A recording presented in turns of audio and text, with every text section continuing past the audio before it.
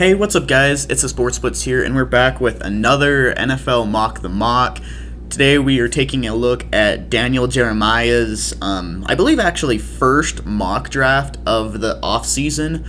Daniel Jeremiah is always someone that I look forward to, seeing his mock draft, so I'm excited to see who he has going to each team this year. So before we get into it, make sure to smash that like button and subscribe. Guys, we got big things coming to the channel. I actually, just a couple days ago, ordered a new mic, so hopefully the sound quality will be quite a bit better, coming soon. Also, be sure to follow the Twitter. I always post on there whenever I'm watching film on a prospect. Let you guys know, if there's someone that's falling or rising in my rankings. So, if you want some more information on certain prospects, definitely be sure to give that Twitter a follow. And also, guys, we are 34 subscribers away from 1,000. That's a really big goal on YouTube for me, so if you guys could help me out and subscribe, that'd mean the world to me. But without further ado, let's go ahead and get on into it. So starting with the number 1 overall pick, he has Evan Neal going to the Jacksonville Jaguars. I think that makes complete sense. Evan Neal, he very well might be becoming the best prospect in this draft. A lot of people have him over Aiden Hutchinson, and I can see arguments for both of them. I feel like this one, it really depends on what you do in free agency. If you choose to re-sign Cam Robinson to like a long, future deal, I would go Aiden Hutchinson. If you can't re-sign Cam Robinson, get Evan Neal, and he'll be your franchise left tackle. So, or you could even put him at right tackle and give Walker Little a shot there too. I like the pick. I think Evan Neal makes plenty of sense, though I could also definitely see Aiden Hutchinson, or even a trade back. The Jags are definitely a team that need a lot of help at a lot of different positions. So, you really just got to go with best player available. All right, so going down to the second pick, and I don't know if Daniel Jeremiah has trades in this one, so I guess we'll see what happens. But he has the Detroit Lions taking Aiden Hutchinson. Makes perfect sense. They need some pass rush help. I think that's a great pick. Number 3, he has the Texans taking Kyle Hamilton. I could see a few arguments for this one. I think definitely where Evan Neal is off the board, I can definitely see why they would take Kyle Hamilton. The Texans also need, some edge help. They haven't really had a great pass rusher since losing J.J. Watt. So, and I mean, really, with a guy like Kayvon Thibodeau still on the board, it's hard to say whether it'd be better to take him or Kyle Hamilton, because they're both incredible prospects. You don't see safety prospects like this come out very often at all. Like, I don't remember the last time there was a safety prospect that was this promising. So I could see the argument. So I like the pick. Then at number 4, he has the Jets taking Kayvon Thibodeau. I think that makes perfect sense. I really do. I think that's absolutely perfect. The Jets need some edge rusher help. Then when Carl Lawson comes back, which Carl Lawson didn't get to play this season because of a... looks like he actually mentioned it in the description there. It was an Achilles tear. So he was out for the whole season. But in 2020, he had an incredible season. So you pair him up with Kayvon Thibodeau, that pass rush gets a lot better. So going to number 5, he has the Giants taking Akeem Ekwonu. And I think that makes sense. I've mentioned a few times that Andrew Thomas, he had a great season. He was definitely a legit tackle in the NFL. But between him and Akeem Ekwonu, I think Andrew Thomas would be better as a right tackle than Akeem Ekwonu would. So I say throw Andrew Thomas at right tackle, put Ekwonu at left tackle, and best case scenario, you have one of the better tackle tandems in the league. Worst case scenario, Thomas doesn't work out at right tackle, you put him back at left, and then you can put Akeem Ekwonu at left guard, and he dominates at guard. I really, truly believe he can be one of the better guards in the league. So I think that's just a home run all around. So going to the 6th pick, he has the Panthers taking Ahmad Gardner. Okay.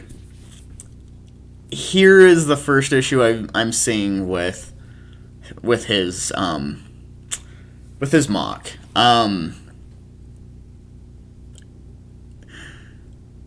Panthers do not need a corner, okay? Yeah, they got J.C. Horn last year, and he played really, really well in the time he played. And I feel like they are very likely to re-sign either Dante Jackson or Stephon Gilmore. I don't think they'll be able to re-sign both of them, but I think they'll get one of them back. Plus, they have C.J. Henderson. Keith Taylor played really well. They may be able to get excuse me. They may be able to get AJ Boye back on a short deal as well. This just makes no sense to me. And even if they were to take a corner, I like Ahmad Gardner, okay? The dude is a stud. But even if they were to get a corner, I think it'd be better to get a guy like Derek Stingley or maybe even Andrew Booth. I don't like this pick at all. This is the first one in this draft that I'm really, really not a fan of at all. But going to 7, he has the Giants taking Devin Lloyd. I'm not mad at it. I mean, the Giants need some linebacker help. I'm not mad about it. I mean, Devin Lloyd's an absolute beast. Those of you who have been on the channel for a while know how big of a fan I am of Devin Lloyd. I think that's absolutely awesome. But the Giants do still need offensive line help. So really, I think it'd be smarter to to take either Tyler Linderbaum or even like a Kenyon Green right here. Or you could even trade back a couple spots and still get Kenyon Green. It really just depends on what you really like here. I'm not mad about the pick. I think Devin Lloyd is a stud. I think deserves to go top 10 if the cards fall right. But yeah, going to number 8, he has the Falcons taking Treylon Burks. I'm also not mad about this pick. It seems like it's getting more and more likely that the Falcons want to trade Calvin Ridley. I know a few weeks ago there was a report that came out saying that they may want to trade him. Then just a few days later, it kind of sounded like that report was maybe false. But then literally just a week or so ago, there were more and more reports about it. I don't know where the reports are coming from, if it's like the head coach talking about it, if Calvin Ridley truly just doesn't want to be back with the Falcons, or what the situation is. But if they lose him, they've got to get a receiver. And I like Treylon Burks a lot. I think it'd make a lot of sense. So I'm not mad about that pick. 9, he has them taking Kenny Pickett. I think overall, Kenny Pickett is probably the best pick right here in terms of quarterbacks, because, in terms of most ready quarterback, I would say it's Matt Corral. But he doesn't have the highest ceiling out of any of them. I'd say the highest ceiling is Malik Willis. But he also, I don't think, is ready yet. I think he needs another year or two. Kenny Pickett, I think, is right in between, where he's ready enough that he can start in the NFL. He may not immediately be, like Justin Herbert or something like that, but he'll be solid. But he has an upside that's high enough that can get him to be a maybe top 15, possibly even top 10 quarterback. So I like that pick a lot. Number 10, he has the Jets taking Trent McDuffie. I'm not a fan of his cornerback rankings. I actually have 5 other corners higher than Trent McDuffie. If you guys want to know, I have Derek Stingley, Andrew Booth, Ahmad Gardner and Kyrie Lam are kind of tied there for me. And then I have Roger McCreary above McDuffie. I think it's way too early for McDuffie to go. I'm not really a fan of that. I'm not opposed to them necessarily taking a corner, but McDuffie just it's too early. It really is. Number 11, he has the Washington football team taking Matt Corral. Like I said, I think he's the most ready quarterback right now. He has a solid upside. May not be the type of quarterback that is going to carry you to a Super Bowl, but you put good pieces around him, and he can be your franchise guy. So I think that's a good pick. Then he has the Vikings taking Derek Stingley. I've actually had Stingley go to the Vikings a couple times. I think that makes perfect sense. Go ahead and move on. 13, he has the Browns taking Quay Walker. They could use some edge help. So they could use some interior D-line help.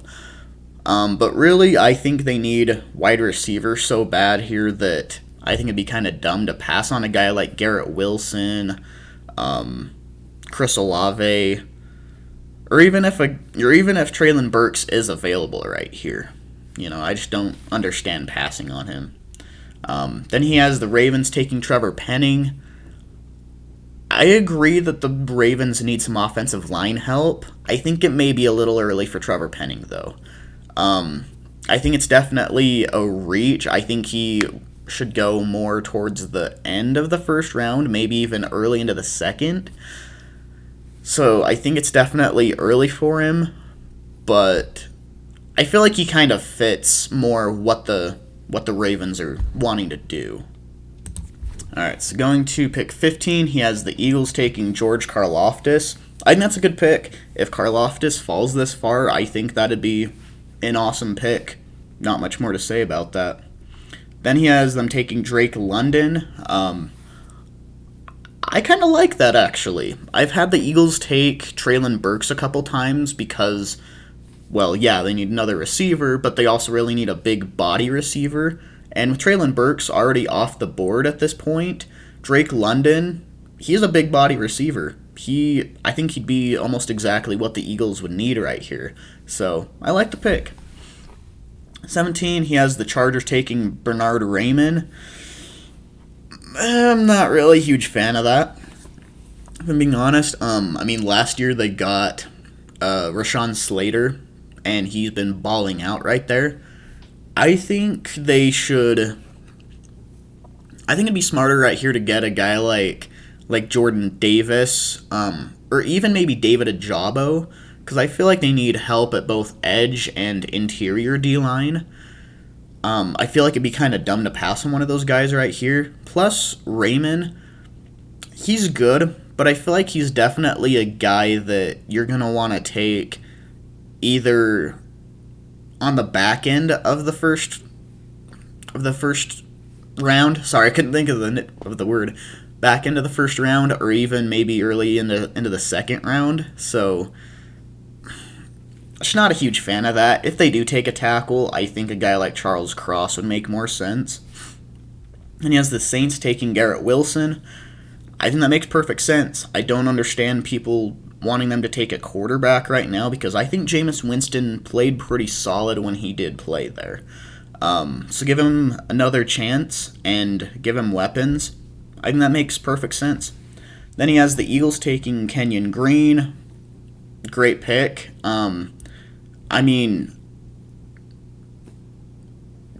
Yeah, that's really all I can really say about it. Right now they've got Landon Dickerson playing, I think it's left guard, I believe. But once Kelsey retires, he's probably going to go to center since that's his natural position. And then they'll really need a guard right there, so they can go ahead and put Kenyon Green right there. I like that pick. I do. 20, he has the Steelers taking Charles Cross.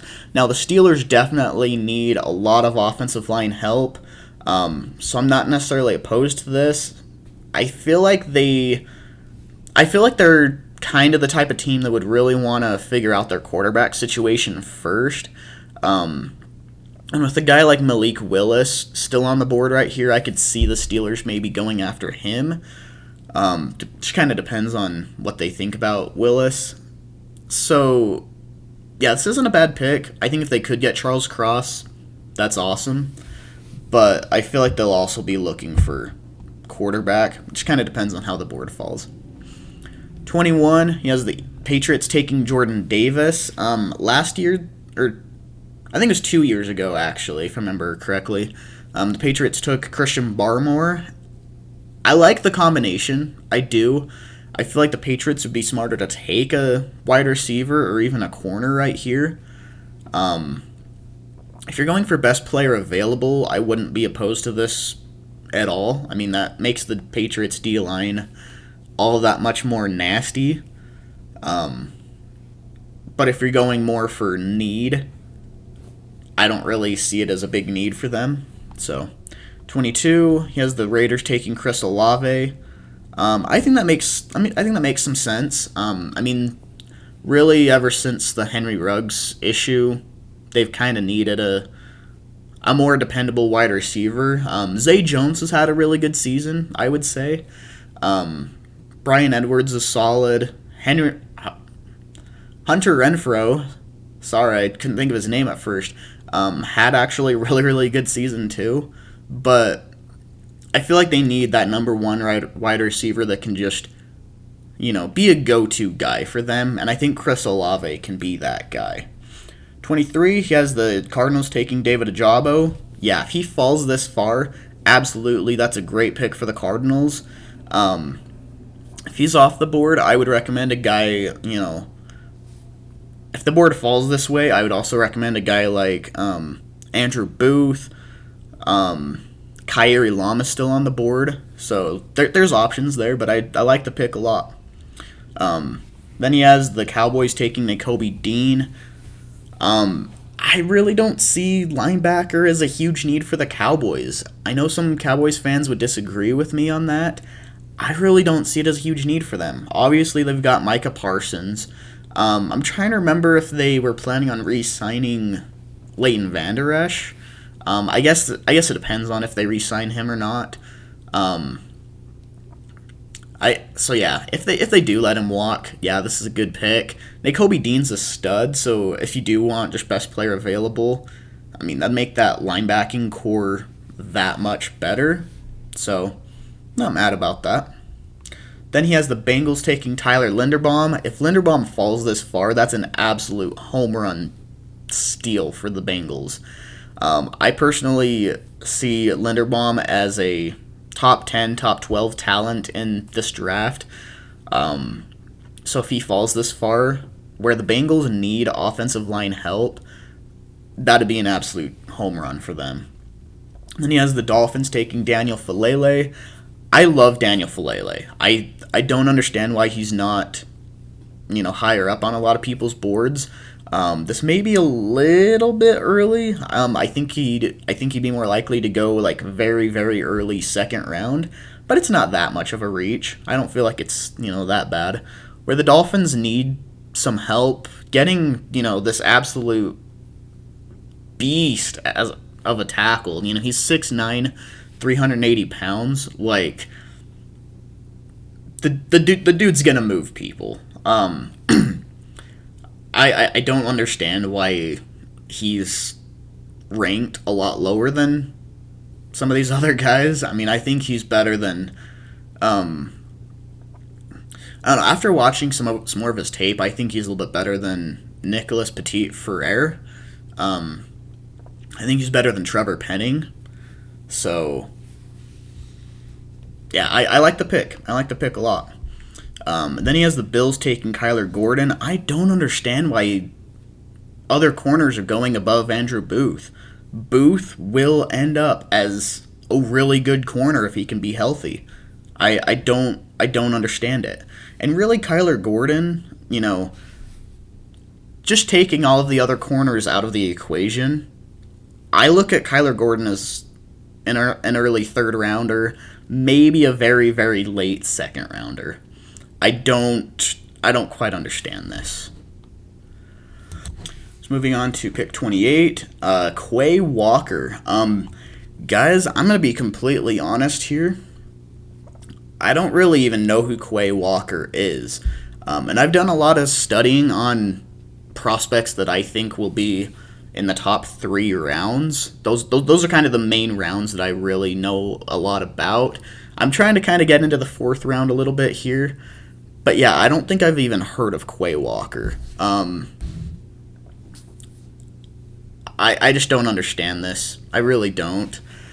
I don't think it makes a lot of sense. I think it'd be smarter to get an edge rusher. I mean, really, there's guys like, I believe Trayvon Walker is still on the board right here. So yeah, go ahead and get Trayvon Walker instead of Quay Walker. I think there's plenty of guys available here. Plus, there's some solid guys in free agency at the linebacker position. I mean, yeah, if the Cowboys don't take Leighton Vander Esch's 5th-year option, I don't know for sure if they have. You know, there's him. I believe Jalen Smith is going to be a free agent as well. Like there's going to be some solid linebackers available in free agency. I feel like the Titans will target one of them, and then they've got to go edge rusher. Get a guy like Trayvon Walker. I'm not a huge fan of this pick at all. Then 29, he has the Lions taking Malik Willis. Guys, I love Malik Willis. You know that. You know he's high in my rankings. But I truly feel like Dan Campbell will want to keep Jared Goff for a little bit.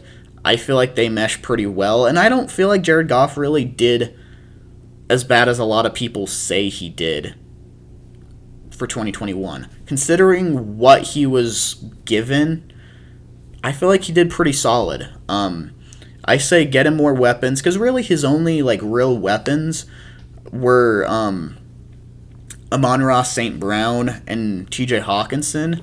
And then DeAndre Swift was good too, but, really all they really did with him in the receiving game was dump-offs. You want more weapons you can, throw to past the line of scrimmage, So, so while Malik Willis is, one of my favorite prospects, I don't think it makes much sense here. I really don't. But number 30, he has the Chiefs taking Jameson Williams. I don't disagree with them taking a wide receiver. I do disagree with the specific receiver they're taking. I like Jameson Williams a lot. I really do. I think he's a good prospect. But I look at him as just a deep threat. A speedy, deep threat. They've already got that in Tyreek Hill and Mecole Hardman. If they go receiver, I feel like there's other receivers available. I'm not a fan of this pick right here. I'm really not. I just feel like the Chiefs already have plenty of deep threats, and unless they're planning on going for Hail Marys every single play, I don't think it's needed. So I think they need to get someone that is a better contested catch receiver. 31, the Bucks take Jahan Dotson.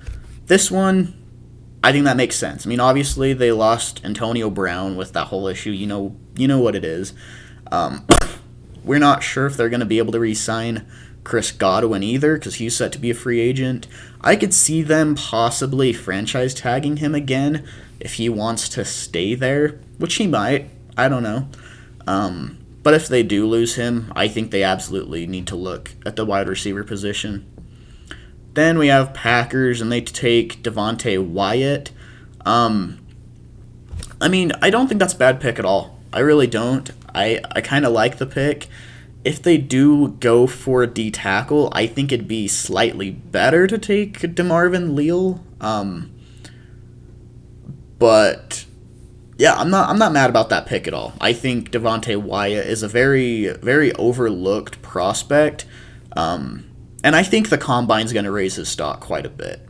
So that's my opinion on Daniel Jeremiah's first mock draft this season. There were some picks there that I didn't understand at all. I thought were really really crazy, and there were some picks there that I thought were incredible, just absolute home runs. So you know, not super balanced in my opinion. in my opinion, but yeah, that's my opinion. So let me know what you thought of this mock draft. Let me know what you thought of my opinions on it as well. Again, guys, be sure to smash that like button and subscribe, and I'll see you next time. Later.